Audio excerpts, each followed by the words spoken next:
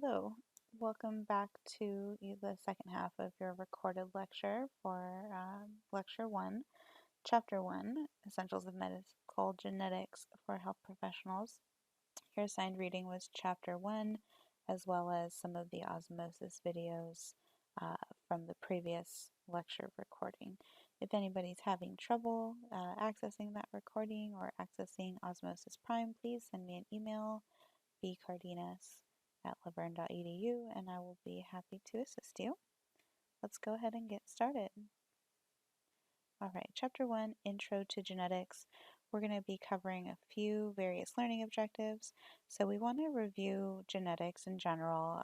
There is a helpful video to that effect. So remembering things like DNA replication, transcription, translation. That's how a gene ends up encoding for a protein. We want to review Mendelian genetic principles, which, if you remember, were the pea plant flower cross-pollinations and Punnett squares. That should be review. Let's talk about mutations and give examples of different types. And then we're going to describe various inheritance patterns. So we should be able to do that by the end of this chapter. All right, moving on. More key terms. Genetics and genomics are going to be important concepts to know. Genetics is the term that describes inherited traits via genes. So anything that's transmitted via gene from parent to offspring. This can be either autosomal or it can be X or sex linked. Genomics is the study of an organism's genome. We can do this in various ways. Before, we could only do it based on gene expression and the traits that an organism exhibited. But now that we have had some of the advances in technology, we can do things like DNA sequencing and various advanced computational methods to examine the actual genome of a specific organism. And lastly, Mendelian genetics. This is a study of genetics through the analysis of offspring from mating. So historically, Mendelian genetics you can think of with the pea plants and the various flowers they produced.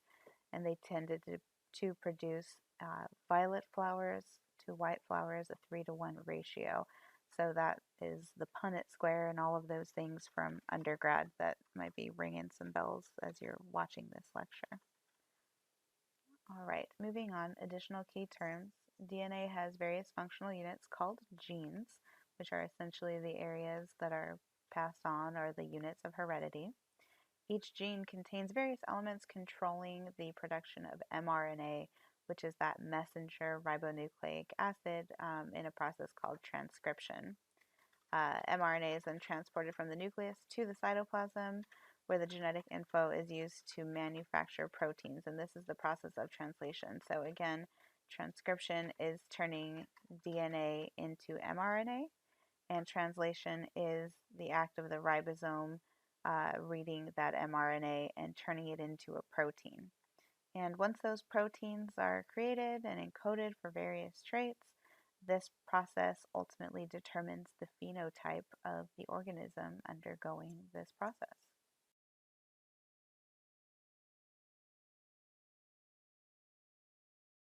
Hey, it's Professor Dave. Let's talk about DNA transcription and translation. He knows a lot about the science stuff. Professor Dave explains. Now that we understand the structure of DNA, it's time to understand exactly how this molecule codes for a particular organism.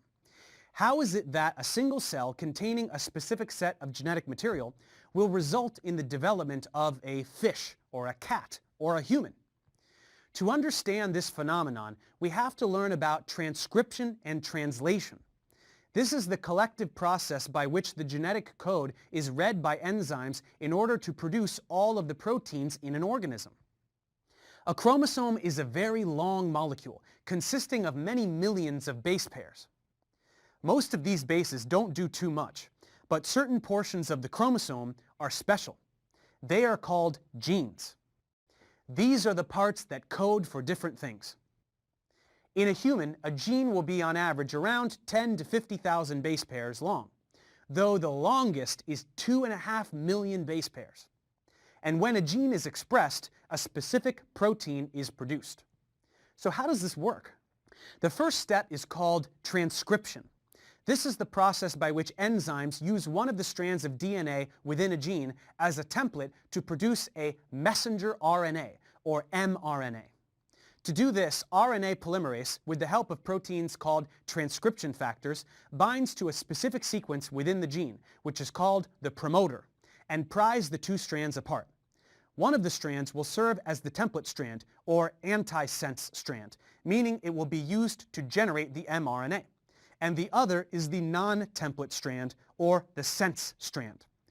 RNA polymerase doesn't need a primer. It simply initiates mRNA synthesis at the start point and then moves downstream along the gene in a process called elongation, synthesizing the mRNA as it goes, reading the antisense strand from 3' to 5' and generating the mRNA from the 5' end, attaching RNA nucleotides to the 3' end as it goes. This is very similar to the way DNA polymerase synthesizes DNA as it moves along the template strand.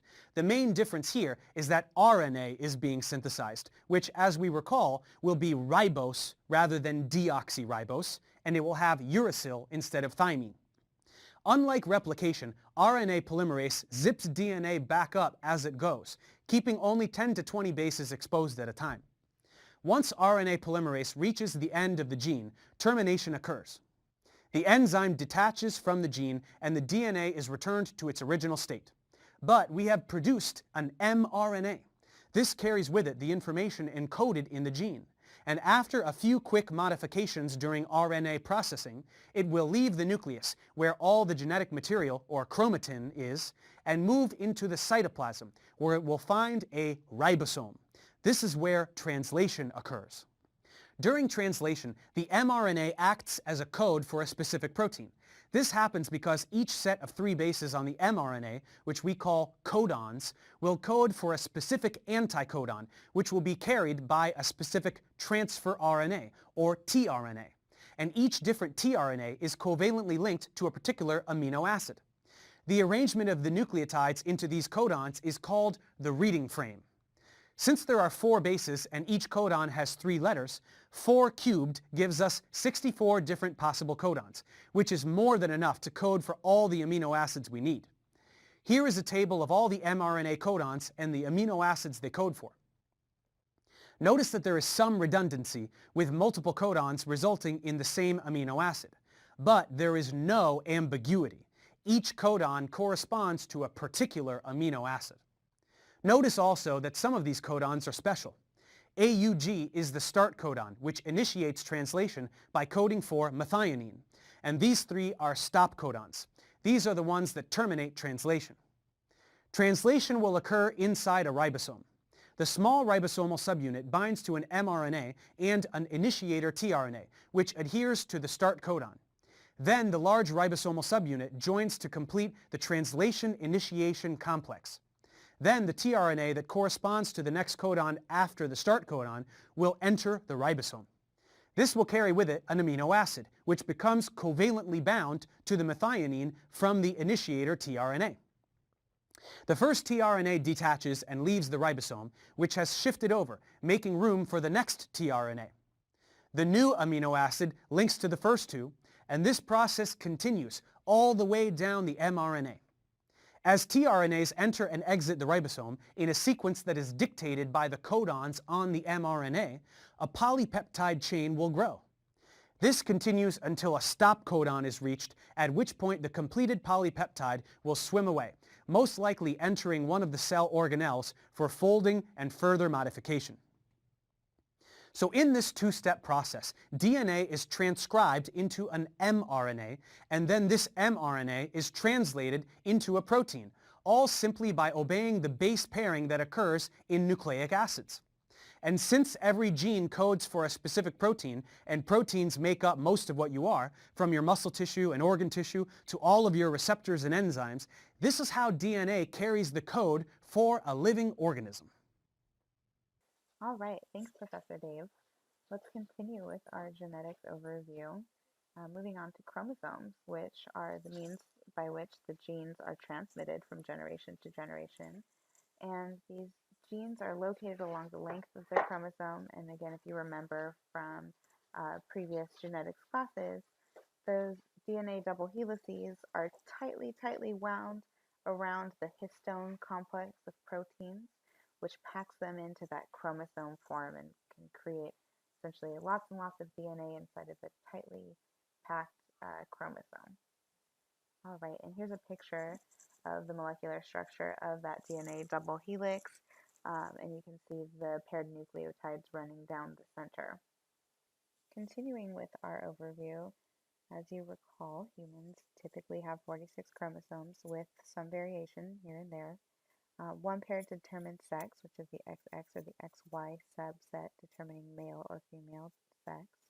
The remaining 22 pairs of chromosomes are the autosomes, which are the non-sex-linked traits that will be passed on to the subsequent generation.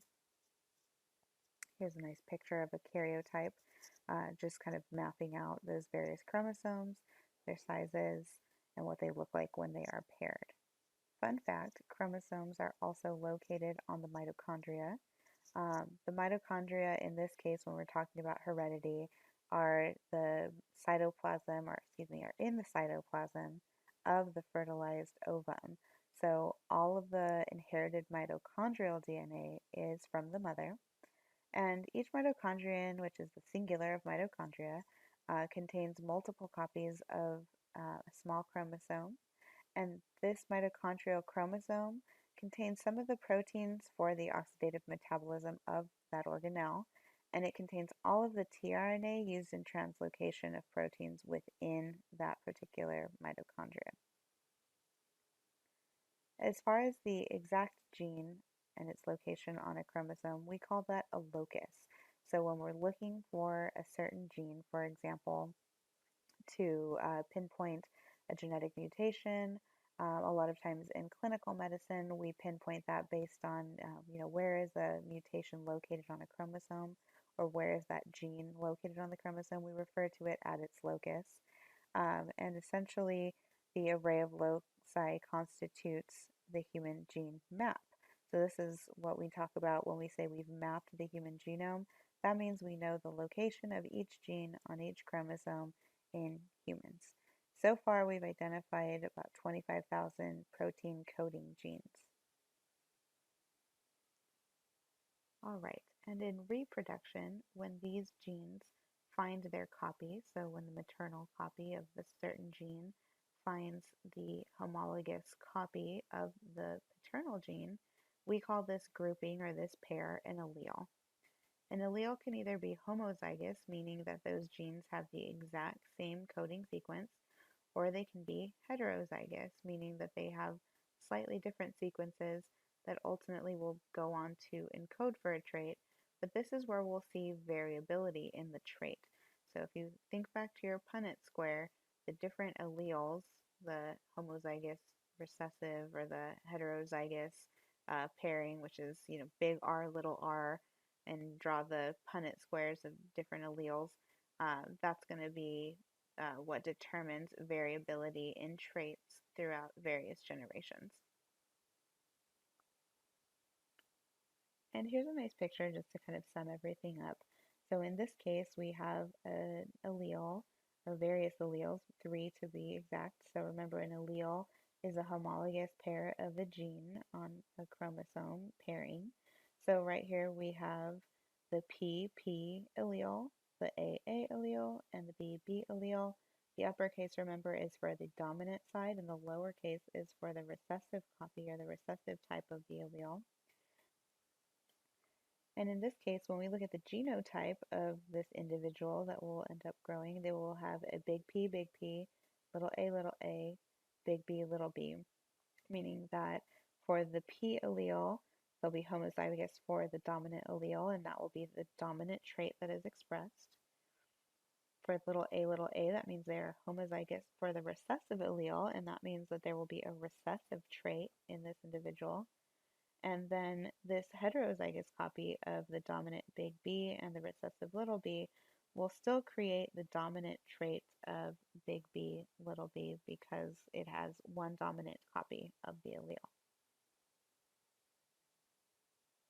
All right, a mutation is anything that can change DNA and may or may not adversely affect the individual that receives that new mutated gene.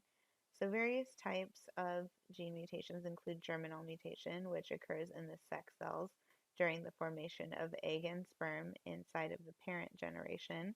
So, this can eventually be passed down to the offspring. And a good example of this is the BRCA or the BRCA gene that increases the recipient or the offspring's risk for breast cancer. Somatic mutations occur after conception. So once the fertilized egg has formed, this somatic mutation occurs in the offspring generation. And this is the main type of mutation that we think of clinically. So these are the types of mutation that lead to cancer formations and so forth. So anything that occurs after conception in the individual, either in utero or any time during their lifespan, is considered a somatic mutation. And chromosomal aberration is when there's an alteration in the number or physical structure of the chromosome. So one common one that we think of is trisomy 21, which creates Down syndrome or results in the Down syndrome type phenotype. But almost 1 in every 200 live infants have a chromosomal aberration of some type, and they're only really affected if there's some type of effect on the phenotype. So mutations occur on a regular basis. Again, they're not always harmful and they don't always produce an adverse effect, but we're definitely more aware of them when they do produce a pathology of some type. All right, let's dive a little bit deeper into various types of mutations and what occurs to create these mutations. So, a non-disjunction event is when a chromosome fails to separate and move to the opposite pole of the spindle. So, when you think of meiosis and those various uh, poles on the dividing cell, if for whatever reason the chromosome fails to separate and divide, then we call this a non-disjunction event, and this results in the loss or the gain of a chromosome. So one side will lose a chromosome, the side that didn't receive the part that was supposed to separate, and one side will gain a chromosome because the failure of separation means that the genetic material that was supposed to separate and move into another cell will then stay in the original cell instead of dividing appropriately. When a non-disjunction event happens, this is called aneuploidy, or the resulting condition essentially is called aneuploidy. So when there's extra or fewer copies of a gene as a result of a non-disjunction event, again we call this aneuploidy, and there are various types of aneuploidy that exist. So monosomy is when only one member of a pair is present, so the other is missing. So this is essentially an incomplete allele. Trisomy is when there's 3 chromosomes that are present instead of 2. So instead of a chromosome pairing, it's a chromosome triplicate. And polysomy is when one chromosome is represented 4 or more times. So if this happens in one area, or if this happens in one chromosome, as you can see here, this is still compatible with life. But in the event that it essentially reproduces multiple chromosomes in various amounts, typically we don't see this as something that is compatible with life. So other types of mutation include translocations, inversions, and deletions. A translocation is a rearrangement of chromosome arms. An inversion is when a region of the chromosome completely reorients itself or flips out of the ordinary phase. So there's genetic material that's still there, but it's in a different order. And deletions almost always alter the phenotype because we essentially are missing genes in this individual. So even if it's a deletion of a couple of base pairs, this creates a completely different code for a completely different amino acid, which then creates a different protein, a different trait, and a different phenotype. So in this picture, for example, you can see the outcome of a deletion event in which it looks like almost half of the chromosome on one of the alleles of chromosome 13 is missing, and half of one allele and complete lack of a second allele on chromosome 14 in this case. In the previous slide, we saw the example of what happens with a deletion event and what that looks like in a karyotype. In this slide, we see what happens when additional mixing or interchanging occurs of genetic information on chromosomes. So you can see here that these are not homologs. The light gray and the light gray and the dark gray and the dark gray would be the homologous pairings of those alleles. However, the non-homologous pairs changed genetic information here before finding their homolog and forming with an allele. So these terminal segments will be quite different when the resulting phenotype occurs. Some more examples of non-disjunction events. Trisomy 21, as we already touched on, is trisomy of the 21st chromosome.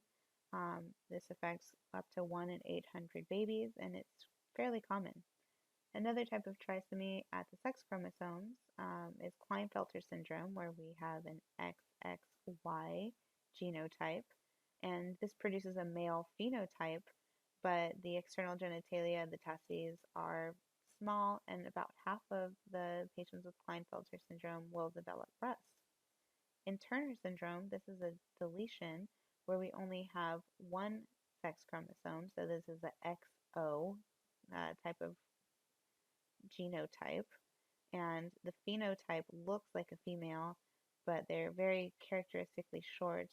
They are sterile because they only have one copy of an X chromosome, and typically clinical signs include small breast development and low levels of estrogen. Again, for Down syndrome, here's an example of what this looks like on the karyotype.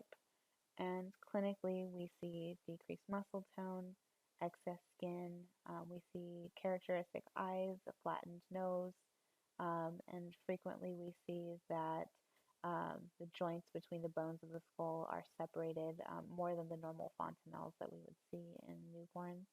And they have very prominent single creases in the palm of the hand or various changes to their iris. Here's a picture of what this looks like in a real-life patient.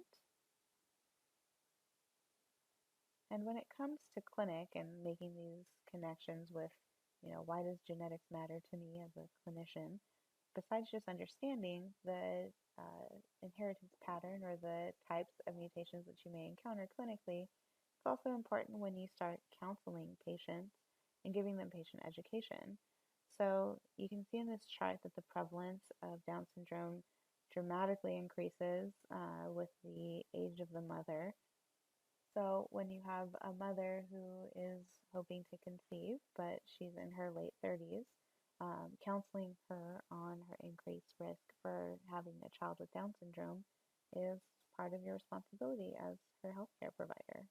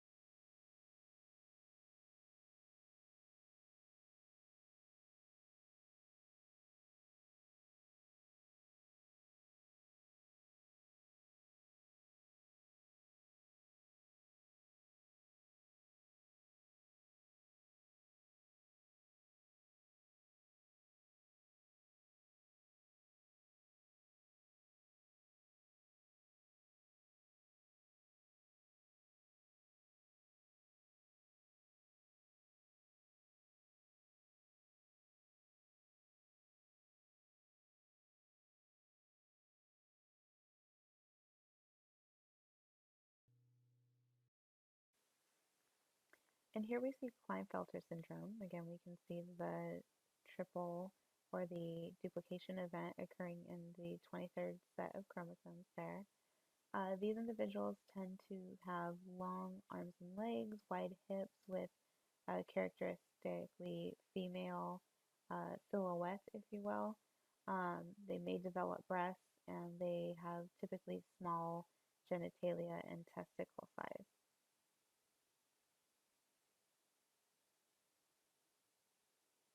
Klinefelter syndrome is the topic for this video, and the hallmark of Klinefelter syndrome is the XXY karyotype finding. These individuals are phenotypically male, but they have very distinct physical characteristics. Some of those characteristics are as follows. They tend to be quite tall. They have long arms and legs. There's testicular atrophy. They will have breast development, also known as gynecomastia, and the facial hair growth will be light. And this is all due to the fact that there is a decreased level of testosterone, and I'll talk a little bit about that later. So here's a drawing of a Klinefelter syndrome male, and you'll notice all the things that I mentioned. The stature is tall, usually greater than 6 feet, 6'2", 6'3". There is the gynecomastia that I described, testicular atrophy. Facial hair will be light, and that's represented there. And also, this diagram mentions mildly impaired IQ. So I wanted to talk about that. XXY is the chromosome finding, but you can also sometimes have XXXY and sometimes even more X chromosomes. It just keeps on going. And each extra X chromosome is associated with a 15-point reduction in IQ. The average or mean IQ of a Klinefelter syndrome patient is about 90, and mental retardation is classified as an IQ less than 70, with varying degrees as the number decreases. Many Klinefelter patients are normal in appearance and intellect. So now let's talk about diagnosis. Of course, physical exam, where you will note the very characteristic findings as described earlier. A very important test, of course, is known as a karyotype, and that karyotype will show you the XXY chromosomes. And I will show you a karyotype. So here's that classic karyotype, but you will notice at the bottom here, instead of one X chromosome, there are two, and there is one Y chromosome. So that's what they mean by XXY. Lab findings will show an increased estrogen to testosterone ratio, and that is of course responsible for a lot of those physical exam findings such as small testicles, gynecomastia, decreased facial hair growth. Testosterone level is decreased.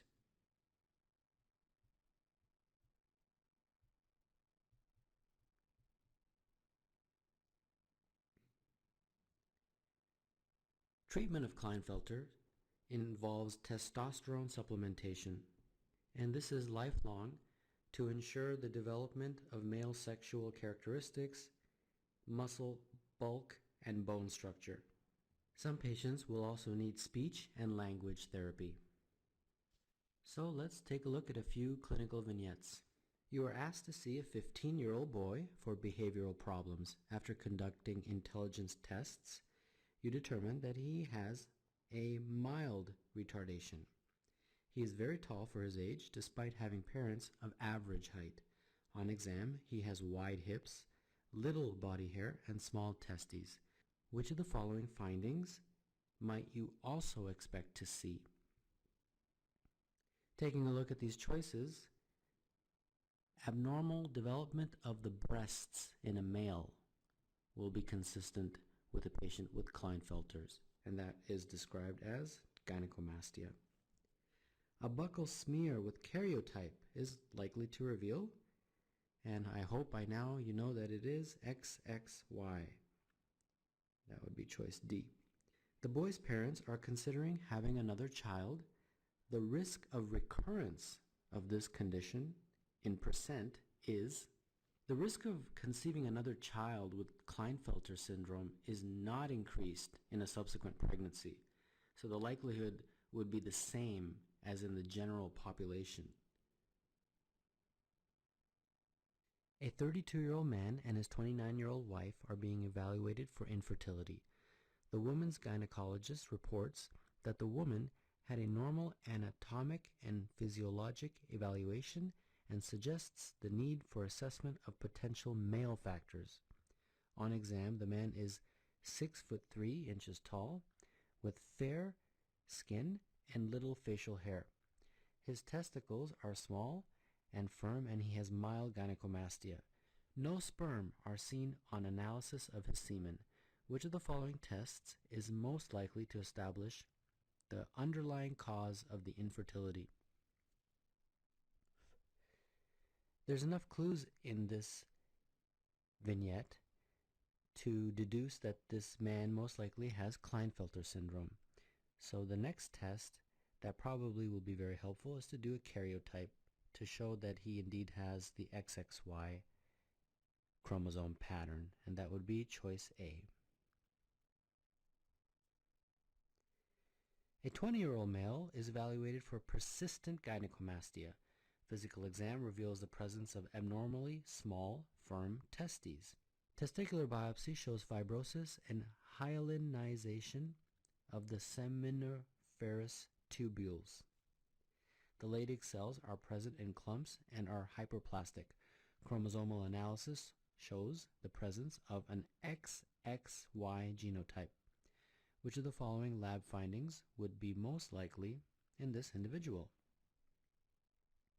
If you recall, a lot of these characteristic findings on physical exam is due to the fact that the estrogen to testosterone ratio, and that is a very important clue. So you would measure these levels, and the one that is consistent in the answer choices with Klinefelter's is a decreased testosterone level.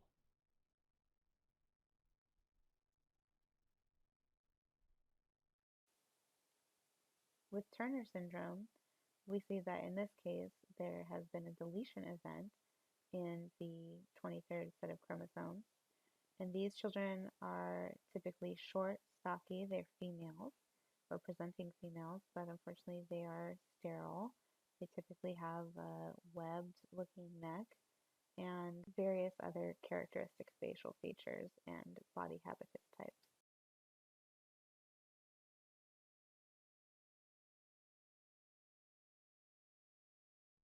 Hello. In this health sketch, we want to talk to you about Turner syndrome. Turner syndrome is a genetic condition that only affects girls. It's named after Dr. Henry Turner, who discovered the syndrome in 1938. On average, for every 2,000 girls born around the world, one of them will have Turner syndrome. Why does Turner syndrome occur? Unlike other genetic conditions, it's not inherited from parents and has nothing to do with a mother's age or environment. Instead, it happens randomly based on how a girl's genes are first formed. Our genes are like a code which determine how we look and how our body works. All of these genes are wrapped up in 46 chromosomes, which are found in every cell of the body. Of these 46 chromosomes, one pair is different between boys and girls, the sex chromosomes X and Y. Boys have an X and Y chromosome, while girls have two X chromosomes. In girls with Turner syndrome, the second X chromosome is missing or altered in some way. Because of this, their body develops slightly differently. The syndrome is very variable, and some girls have very few symptoms. So what are the common features of Turner syndrome? Nearly all girls are shorter than average, and their ovaries don't work properly. The ovaries make the hormones estrogen and progesterone. With less of these hormones, girls with Turner syndrome may not have a growth spurt and may not have periods as usual. There are also other more subtle physical differences, for example, having a wide neck or slightly puffy hands and feet. Sometimes these features can be picked up on a pregnancy scan, but Turner syndrome is usually diagnosed after birth. In fact, diagnosis can happen at any age, and because the main features only occur at puberty, some girls aren't diagnosed until they become teens. The test for Turner syndrome involves analyzing the chromosomes from a blood sample called karyotyping. There are also other symptoms that may occur with Turner syndrome. These include weaker bones, hearing difficulties, or problems with the heart, kidneys, or thyroid gland. There may be specific differences with behavior or learning, but overall, intelligence is not affected. This may seem like a long list, but most girls will only have a few features, so treatment will differ from person to person. For the main features of short height and ovary problems, hormone treatments can be used. Estrogen and progesterone can be replaced by taking a tablet or patch. For short height, growth hormone may be given by injection to help a girl grow as tall as she can. Nearly all girls with Turner syndrome will also be infertile, but can still have children through techniques like IVF. So, although there's no cure for Turner syndrome, with treatment, most girls are able to live long, normal and healthy lives. It is important to get routine checkups by doctors to pick up on any potential problems early on. As Turner syndrome can affect many different parts of the body, a team of specialists may be involved, such as hormone specialists, psychologists, heart specialists, and kidney specialists. In this health sketch, we've talked about the genetic cause of Turner syndrome, the main features of short height and ovary problems, how this can be treated with hormone therapy, and the wider symptoms that can occur. We hope this health sketch has been helpful for you and those around you. Health sketch. Health for all to see. So when we see gene mutations in individuals, I think typically most people tend to want to pinpoint the one gene. Oh, that person has Down syndrome, so that's a defect at chromosome 21, for example, which in that case would be considered a monogenic type of mutation. However, they may still be influenced by other loci on the genome, and more often than not, most diseases are due to combined changes of alleles, and in this case, we call that a polygenic type of mutation or a polygenic pattern of inheritance. So the phenotypes that result from these alterations at a single gene we refer to as Mendelian genetics. And remember from our Punnett square exercise, we tend to think of this as just one set of genes with a dominant and recessive trait. But with humans, because so many of these conditions are polygenic, we are a lot more complex than the plants that Mendel was using. We have a lot more genes that tend to interplay when it comes to producing the end phenotype as a result. And so, just as a quick reminder, when we talk about dominant and recessive traits, dominant refers to only one factor being expressed regardless of the other copy because that is the dominant allele, whereas a recessive trait requires two copies of that recessive allele or recessive copy before the expression occurs in the phenotype. So again, that's the difference between big B, big B, big B, little b, little b, little b, as far as the dominant and recessive inheritance patterns go. Now, the way that we can review these patterns over multiple generations is with a pedigree. So the pedigree represents the familial relationships among biologic relatives, and they're used to determine inheritance modes for various diseases. And affected and unaffected individuals are accounted for and recorded on this pedigree using various symbols. As far as using this clinically, this isn't something that I've typically used in clinic, but it is important for you to know it, especially if you plan on going into pediatrics or if you plan on counseling people with regards to genetic diseases. So it is important to know. So here we have a nice picture of pedigree. The circle denotates a female, the square denotates male, and the diamond shape is sex unknown. So for example, if we were recording a pedigree and a female was pregnant and we didn't know if the baby was a male or a female yet, we would mark it as the diamond. When an individual is affected, then we see those shapes shaded in. If there's a female or male with the heterozygous recessive allele, so heterozygous for both the dominant and recessive, they have one of each copy, that will be indicated by half shading. If that was a stillbirth, so if the individual in utero did not end up being viable and the mother had a stillbirth, that's indicated by whichever the sex of the baby was with a slash through it.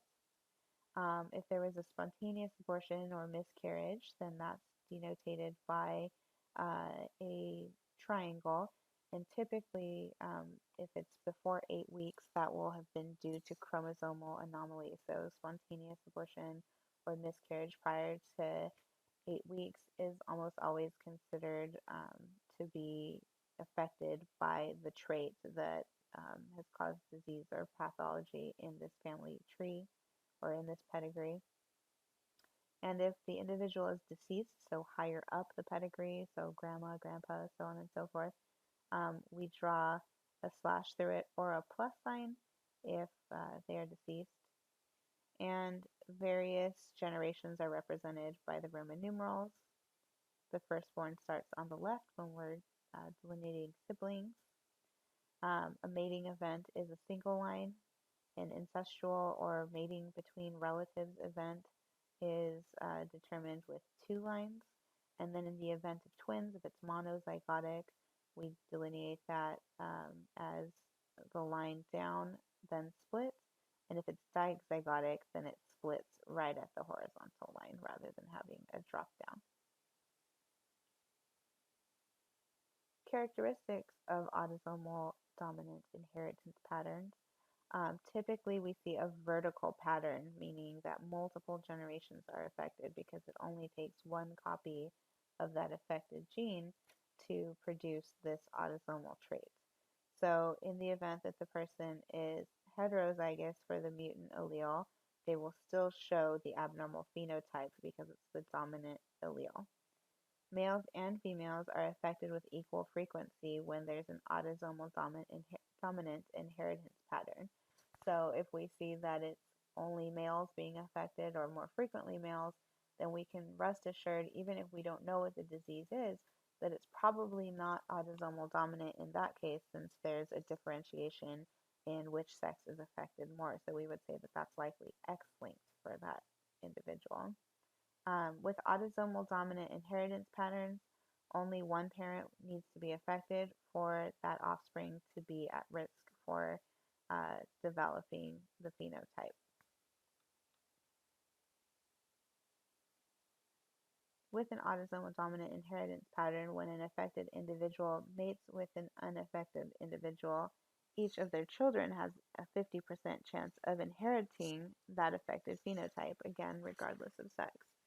So the frequency of sporadic cases is positively associated with the severity of the phenotype. So the more often this is happening in a family lineage, typically the more severe the expression or the phenotype. So this is why in some cases people with various disease states tend to see it get worse in subsequent generations.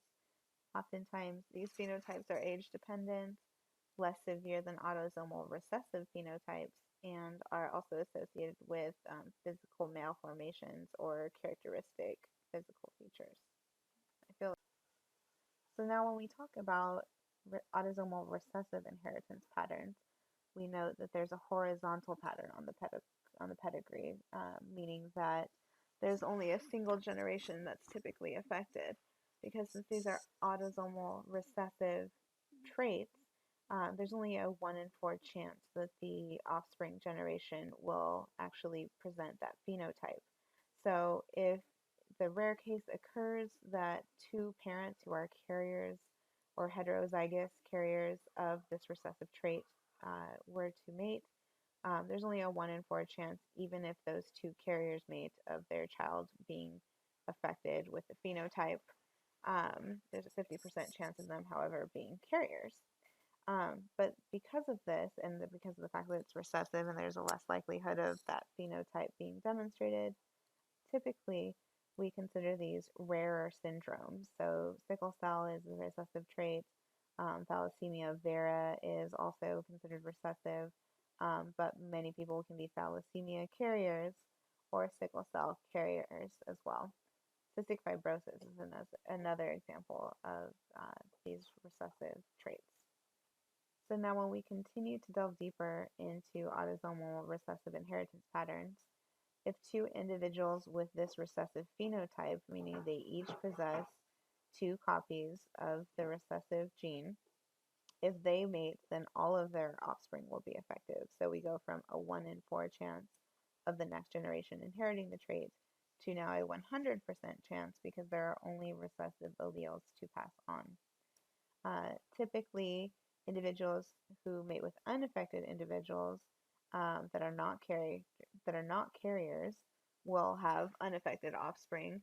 But the more common that we see these supposedly rare conditions, or what are supposed to be rare conditions, the more likely it is that the parents are consanguineous, meaning that they are very closely related, either first cousins or brother and sister, and then these recessive traits tend to pop up more frequently. All right, so re-examining or taking a further look at characteristics of X-linked inheritance patterns, typically there's no male-to-male transmission of the phenotype if it's an X-link trait or an X-link condition. One exception to this would be Klinefelter syndrome if the male happened to pass on an additional affected X, X chromosome. Unaffected males, however, do not transmit the phenotype because they have the good Y chromosome and no affected X chromosome in this case. Daughters of an affected male, however, typically are heterozygous carriers of the condition. So remember, dad has XY. If they pass on their affected X to their daughter, who gets one X from mom, one X from dad, that daughter will be a heterozygous carrier. Typically, males are usually more severely affected than females when we think of this phenotypic expression kind of like a spectrum. Males only have that one X chromosome to express. So if it's an affected copy, they're going to be more severely affected than their female counterparts.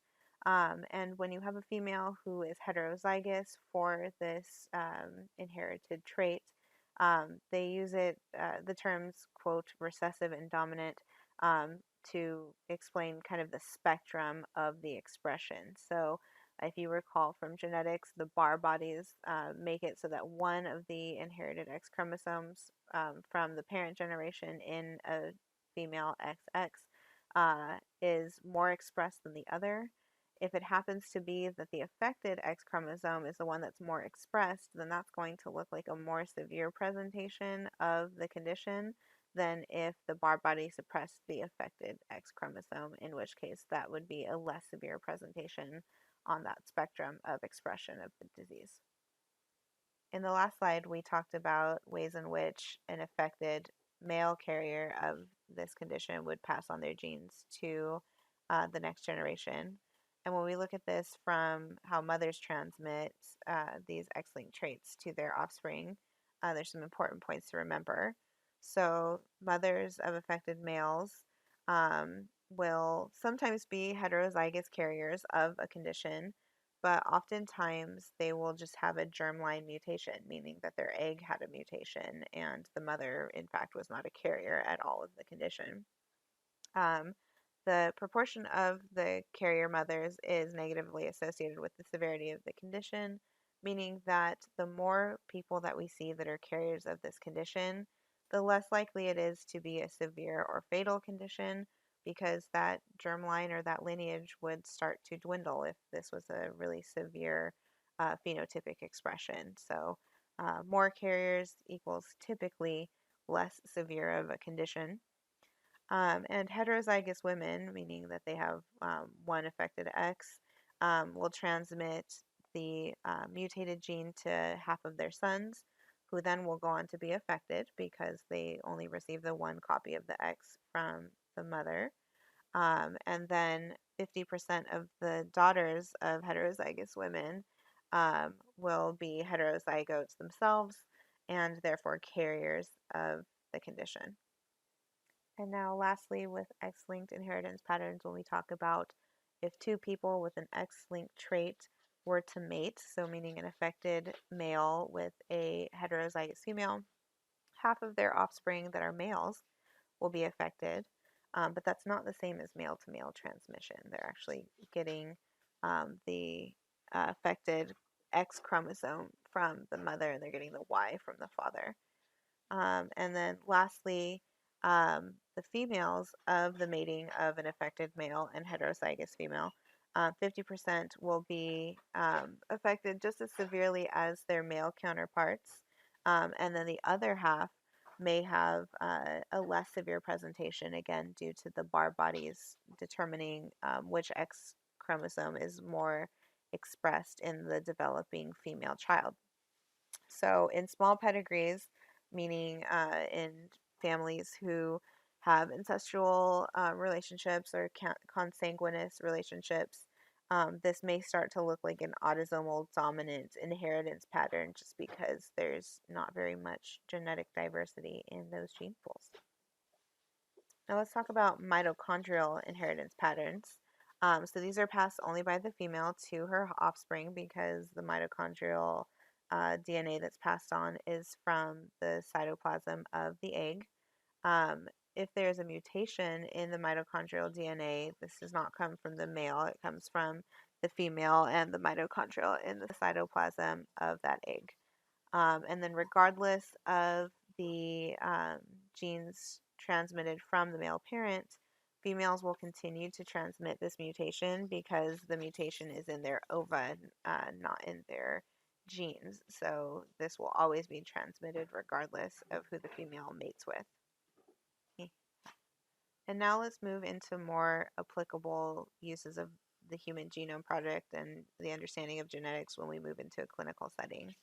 So the Human Genome Project has been really, really helpful to us as clinicians because it takes complex ideas and moves them into usable information that we can use at the clinical level. So in this case, we can see improved disease diagnoses or the improved ability to detect genetic predispositions to certain disease. And we can counsel our patients a lot better when we can actually detect these types of things in advance. So this is like the advent of 23andMe and these other commercial gene sequencing products. Not only has it helped us improve diagnostic measures, but it's also been helpful to create gene therapy. It's been helpful to study genetic basis of other diseases that we haven't previously had explanation for, understanding of if it was, autoimmune or genetic in nature. And we also have the advent of pharmacogenomic testing panels, which is where we can actually see how an individual responds or will respond to a certain type of drug just based on their genetic profile. And lastly, to summarize, we touched on genetics as a whole being the study of inherited traits from parent to offspring. We touched on chromosomes and how genes are transmitted generationally. And lastly, we touched briefly on the human genome, germinal mutations, chromosomal mutations, and various other types of mutations that can occur.